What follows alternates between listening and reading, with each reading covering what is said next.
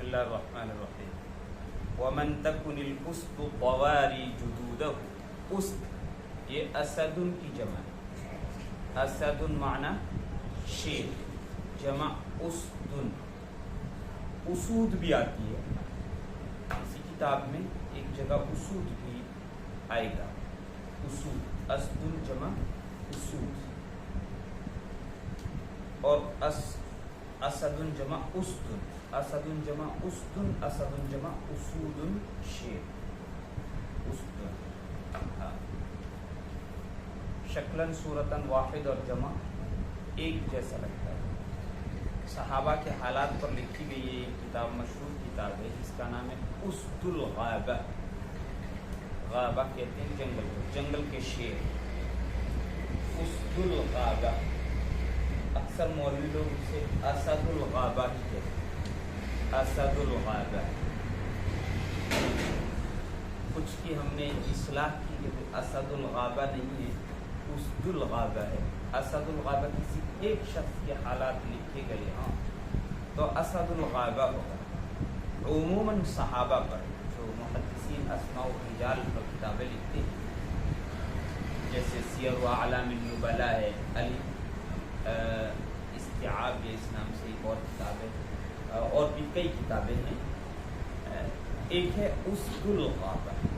تو عموماً تمام صحابہ کے حالات اس میں لکھے گئے. ایک شخص پر ہو اگر کوئی کتاب تو اس کا نام اسد الغابہ ہو سکتا ہے. سب پر کیسے اسد الغابہ ہوگا؟ اسد الغابہ. اگر زبان پہ جب غلط چڑھ جاتا ہے تو پھر وہی رہتا ہے. یا ایک غلطی جب بہت لمبے عرصے تک رہی ہو، باقی رہی ہو، اور پھر اس کی اصلاح کی جائے، اس وقت جب آپ شیخ بن چکے ہوں اب اصلاح کی جائے تو اصلاح لوگ قبول نہیں کرتے. بات وہی کہ کبر آڑ بن جاتا ہے. کبر سے خالی ہونا ضروری ہے، اور اس سے وہی خالی ہو سکتا ہے. کون؟ عاشق. اب بواری یہ باریتن کی جمع ہے خونخوار. بواری کا معنی خونخوار. الاسد الضاری خونخوار شیر. الاسد الضاری. الاسود الضواری. الاسد الضواری خونخوار شیر. جدودہ. جدن کی بھی دو جمع عام طور سے چلتی، ایک اجداد اور ایک جدود.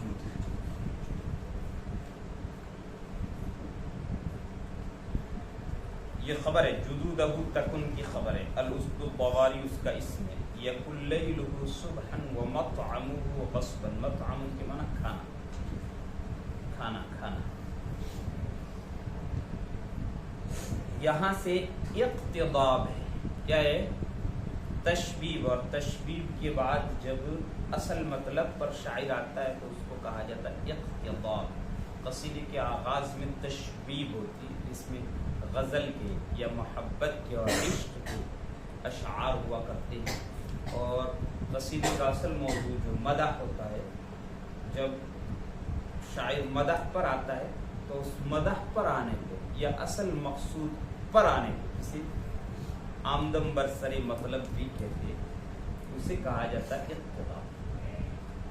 تو یہاں سے وہ ہے، اس شعر سے شاعر ممدوح کی تعریف شروع کر رہا ہے. اور جس شخص کے خونخوار شیر آبا و اجداد، جس شخص کے خونخوار شیر آبا و اجداد ہوں تو اس کی رات صبح ہوگی اور اس کا کھانا چھین کر ہوگا. اس کا کھانا چھین جھپٹ کر ہوگا، یعنی مانگ کے نہیں کھائے گا. شیر مانگ کے نہیں کھاتا ہے، شکار کر کے کھاتا ہے. اس کی رات صبح ہوگی، یعنی ایک تو ڈر لگتا ہے رات سے، ایک تو ڈر لگتا ہے رات سے، اور ایک ڈر لگتا ہے بھوک سے. جب بھوک سے ڈر لگتا ہے تو بندہ کھانے کی فکر کرتا ہے، چاہے وہ لڑ کر کھائے، چاہے وہ مانگ کر کھائے، چاہے چوری کر کے کھائے، کسی طرح سے بھی کھائے. مگر کھانے بھوک جب لگتی ہے تو اسے کھانے کی ضرورت پڑتی ہے اور بھوک سے اس کو ڈر لگتا ہے. ایک رات سے اور رات کی تاریکی سے ہر شخص کو ڈر لگتا ہے، انسانوں کو ڈر لگتا ہے۔ وہ کہہ رہا ہے جس کے آبا و اجداد شیر ہوں اس کو ڈر تھوڑا ہی لگے، اس کے لیے تو رات بھی دن جیسی ہے۔ رات کو شیر سے ڈر نہیں لگتا ہے، شیر کو رات سے نہیں ڈرتا، شیر ہے تو رات سے گھبراتا تو نہیں کہ ابھی رات ہے، رات میں کیسے چلوں پھروں اور کیسے شکار کروں، دن ہوگا تو چلوں گا پھروں گا شکار کروں گا، یہ شیر کے لیے نہیں۔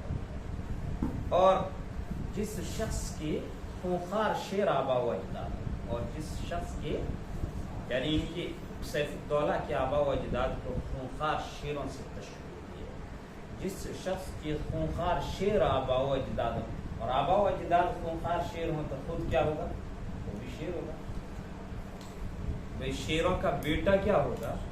شیر ہی ہوگا، گیدڑ تو رہے گا۔ تو اس کی رات صبح جیسی ہوگی اور اس کا کھانا چھین جھپٹ کر ہوگا۔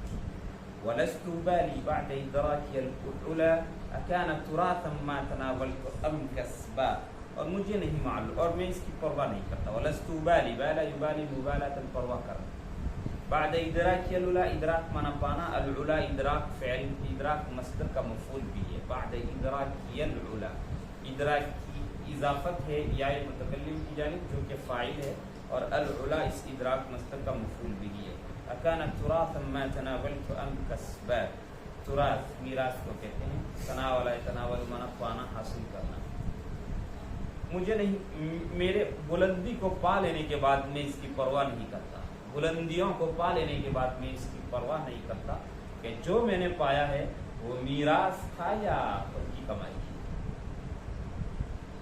مطلب یہ ہے کہ بلندیاں چاہیے، جب بلندیاں مل گئی تو اس کی پرواہ نہیں کرنی چاہیے، اور نہیں کرتا میں کہ یہ بلندیاں خود سے حاصل کی ہے یا آبا و اجداد سے میراث میں مل گئی۔ اگر آبا و اجداد سے میراث میں بلندیاں اور عزتیں اور شرافتیں مل جائیں تو بہت اچھا، اور اگر خود سے کما کر یا محنت کر کے قوت بازو سے حاصل ہوں بلندیاں اور رفعتیں تو بھی بہت اچھا۔ شاعر کہتا میں اس کی پرواہ نہیں کرتا، مجھے بلندیاں چاہیے، مجھے سر بلندیاں چاہیے، مجھے عزتیں چاہیے، مجھے رفعتیں چاہیے، وہ جہاں سے بھی ملے ملنی چاہیے۔ اور جب مل جاتی ہے تو یہ کوئی معنی نہیں رکھتی کہ کہاں سے ملا اور کس طرح ملا، آبا و اجداد سے تراث میں میراث میں ملی ہے یا پھر قوت بازو سے ملی۔ فرب غلام علم المجد نفسه كتعلیم سیف الدولة الطعن والضرب۔ متنبی بیچ بیچ میں اپنی بھی تعریف کرتا رہتا، جیسے وَلَسْتُ بَالِي میں یہاں خود اپنی ہی تعریف، اور اگلے شعر میں بھی اپنی ہی تعریف ہے۔ جس شخص کی تعریف کرتا ہے اس کی تو کرتا ہی ہے، ساتھ ساتھ خود اپنی بھی تعریف کر دیتا ہے، اور یہ ہر بڑے آدمی کا خاصہ ہوتا ہے، ہر مہان انسان کا یہ خاصہ ہوتا ہے، اور اس کا ایسا کرنا تکلف پر مشتمل نہیں ہوتا، یعنی وہ اپنے آپ کو بڑا دکھانا نہیں چاہتا کہ میں اپنے آپ کو بڑا دکھا رہا ہوں، یہ اس کے مزاج کا خاصہ ہوتا ہے، اس کی فطرت ہوتی ہے جو بھڑک کر باہر آ جاتی ہے، جو اندر ایک حصار میں رہنا نہیں چاہتا، جو باہر آ ہی جاتی ہے۔ جیسے آگ جلاؤ تو اس کی روشنی ہو ہی جاتی ہے، یا خوشبو مہکے تو وہ مہک باہر تک پہنچ ہی جاتی ہے، اس کو حصار میں محصور نہیں کیا جا سکتا، اس کو روک کر نہیں رکھا جا سکتا۔ اسی طرح سے کسی عبقری انسان کی عبقریت، کسی عظیم انسان کی عظمت کا یہ تقاضا ہوتا ہے کہ وہ پھوٹ کر باہر نکل آتا ہے، اگر وہ اسے دبانا چاہے اور روکنا چاہے تو پھر نہیں روک۔ تو یہاں متنبی جو اپنی تعریف کر رہا ہے اور بیچ بیچ میں کئی جگہ پہ کرتا رہے گا، تو یہ اسی انسانی فطرت کا خاصہ ہے جو علماء کے یہاں، عباقرہ کے یہاں پاتے ہیں۔ فرب غلام علم المجد نفسہ، کئی غلام ایسے ہیں جنہوں نے اپنے آپ کو شرافت اس طرح سکھائی، کئی غلام یعنی کئی لڑکے یا کئی جوان ایسے ہیں، جوان بھی ترجمہ کر سکتے کئی جوان ایسے مراد خود ہے جنہوں نے خود کو جنہوں نے خود کو شرافت ایسے سکھائی جیسے سیف الدولہ نے اپنے آپ کو طعن کہتے ہیں نیزہ چلانے کو اور ضرب کہتے ہیں تلوار چلانے کو، نیزہ چلانا اور تلوار چلانا سکھایا۔ جس طرح سیف الدولہ نے اپنے آپ کو نیزہ چلانا اور تلوار چلانا سکھایا، کچھ جوان ایسے بھی ہیں انہوں نے اپنے آپ کو مجد سکھایا، شرافت سکھایا۔ یعنی مجد اور شرافت اور عزت انہیں میراث میں نہیں ملی ہے، انہوں نے خود سے اپنے آپ کو شرافت سکھائی ہے، خود سے اپنے آپ کو مجد کی تعلیم دی ہے، عزت کی تعلیم دی ہے۔ فرب غلام، کتنے ہی جوان ایسے ہیں جنہوں نے اپنے آپ کو شرافت اس طرح سکھائی ہے یا اپنے آپ کو مجد و شرافت کی اس طرح تعلیم دی ہے کہ تعلیم سیف الدولہ الطعن والضرب، جس طرح سیف الدولہ نے اپنے آپ کو تلوار اور نیزہ چلانا یا نیزہ اور تلوار چلانا سکھایا۔